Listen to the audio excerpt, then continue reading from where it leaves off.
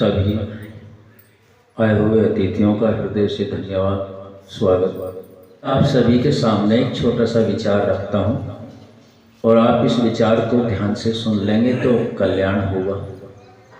और सबसे पहले धन और समय और बुद्धि, इन तीन की बर्बादी से बच सकते हो।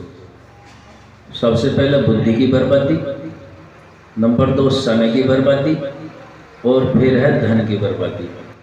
तो हम कैसे इसको सही जगह नहीं लगा पाते। आज चैत्र महीने की पूर्णिमा तिथि है और इस तिथि को एक महापुरुष का जन्म हुआ। बताओ, भक्त हैं ज़्यादातर, किसका जन्म हुआ? एक महापुरुष का नाम बताओ, बोलो बेटा। हाँ, बहुत बढ़िया। इसके हाथ का कम से कम स्वागत तो करो लड़की का। क्या नाम बता? महावीर हनुमान का। महावीर हनुमान का जन्म हुआ था आज के दिन। क्या हमने कभी सोचा कि उसका जन्म कैसे हुआ था? यदि हम उस पर विचार करें और उसके जन्म के बारे में सोचेंगे, हमारे महापुरुष हैं, पूर्वज हैं, तभी तो हमें ज्ञान का पता लगेगा।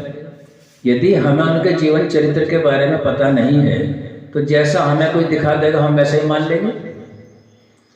अब आप सब जानते हो हनुमान जी की माता का नाम क्या रहा?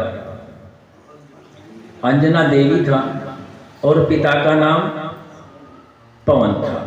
चकवे और चकवी की कहानी, मंत्री से पूछता है कि ये पक्षी कौन है? उनको भाई ये पक्षी चकवा और चकवी हैं, ये एक दूसरे के बगैर इस रात में नहीं रहती, बहुत प्रेम है इनमें। तब उसके पवन के याद आया कि मेरी भी तो पत्नी है। कितने वर्षों बाद आया? 12 साल।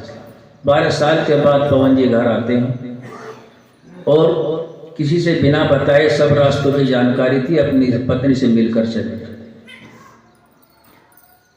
पत्नी से मिलकर चले गए यानी कि दोनों कैसे थे? हमारी माँ बहन जैसी तो अंजना थी या अलग थी? और हमारे माँ बाप हमारे जैसे पवन थे। और वहीं हुआ क्या, कुछ समय बाद बच्चा उत्पन्न होता है और माता अंजना पर लांछन लगाए जाते हैं, ये व्यभिचारी है, ये फलानी है। फिर ऋषि के आश्रम में वो जाती है और ऋषि के आश्रम में बच्चे का जन्म होता है, वहीं उसका पालन पोषण होता है। जब युद्ध जीत कर पवन आते हैं तब सारी घटनाओं का खुलासा होता है और उसके मामा सहित लेने उसको जाते हैं, विमान से लेने जाते हैं ऋषि के आश्रम में। उस समय की बात है, रामचंद्र जी के युग की। तो विमान में से बच्चा इतना तेज था कि विमान से बच्चा कुछ ऊंचाई पर उड़ा, वो बच्चा गिर गया, बच्चे को खोजा गया। तो बच्चे का कोई नुकसान नहीं था क्योंकि ब्रह्मचर्य के बल पर संतान भी उत्तम बनाई गई थी। तो अब आप हमें विचार करना है, जब हम आम का पेड़ लगाएंगे उस पर अमरूद आ सकता है? अमरूद तो नहीं आएगा। यदि अमरूद लगाया तो आम? किसी गाय भैंस के मनुष्य पैदा हो सकता है? किसी मनुष्य के बंदर पैदा हो सकता है? किसी बंदर के आदमी हो सकता है? परमात्मा के नियम को जितना जितना वेद के नियम को हमने छोड़ा उतना उतना लोगों ने हमारा मूर्ख बनाया। और हम विद्वानों की बात न सुनने से, सत्संग में न जाने से उनकी बात को माना और अपना पतन किसी और ने नहीं, हमने खुद किया। विचार करके देखो, जिस हनुमान की आज पूजा कर रहे हैं, क्या वो नकली है कि असली है? बताओ, विद्या से बताओ, बुद्धि से सोच के बताओ, वो नकली है कि असली है? नकली की करोगे तो फिर तो नकली नोट तो जेल में ले जाने का काम करेगा। वो जेल यही तो है कि बार बार ही आते रहो, लोगों के गुलाम बनते रहो, बुद्धि से सोचने की जरूरत नहीं। कभी कभी हम लोग सोचते हैं कि हमारे से तो पशु अच्छे हैं जो बिना सिखाए सारी बात जानते हैं। तो हनुमान जी के जन्मदिन पर यदि हमने इतना भी विचार नहीं किया, जिसके माँ बाप आदमी और औरत हैं, उनका बंदर कैसे आ गया? अब ये बंदर की घटना बताते हैं आपको कैसे आया। आज बहुत ज़्यादा मिलावट मूर्खता से हुई है। जितने भी हमारे चित्र हैं ये सब महापुरुषों के हैं, ये कोई गलत नहीं है। और वेद कहता है कि महापुरुषों के मार्ग पे चलना चाहिए। हमें अपने महापुरुषों की जय बोलने के बजाय उनके पास का मतलब है कि उनके जैसे काम करने चाहिए।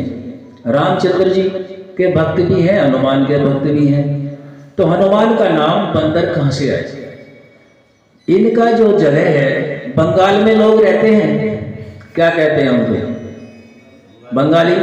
नेपाल में रहते हैं और पूरब में रहते हैं, पूरबी जो वनों में रहेंगे उन्हें क्या कहते हैं? वानर। जंगल में रहते हैं, जंगली। तो वन में वास था, वन में किष्किंधा आदि जो जगह थी वो वन क्षेत्र था, तो इसलिए उनको वानर रखा। लेकिन इन बेवकूफों ने उस वानर यानी कि जैसे बंगाली, नेपाली, पूरबिया, बिहारी, वैसे इसको बंदर बना दिया। और हमारी सबसे डबल मूर्ख तो हम हैं कि हमने बिना बुद्धि के उसके विचार कर लिया।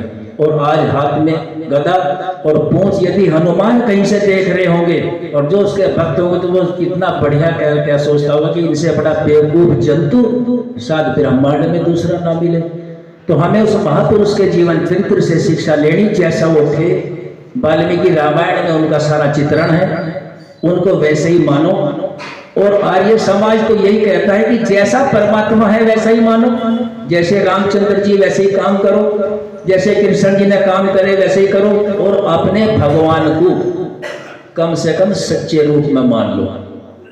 परमात्मा का मनुष्य निर्माण कर सकता है या नहीं? भगवान मनुष्य भगवान को बना सकता है? मनुष्य भगवान को बेच सकता है? क्या मनुष्य भगवान को खरीद सकता है? ये सारी मूर्खता हमारे घरों में पड़ी है, जबकि ये सिद्धांत और नीति और वेद और बुद्धि के बिल्कुल विपरीत है। आप सभी ने वानर हनुमान के विषय में, आज उनका जन्मदिन है, मैंने थोड़े से विचार आपके मध्य में रखे। आशा करता हूँ जो बुद्धिमान है वो तो इस विषय को जरूर अपनाएं और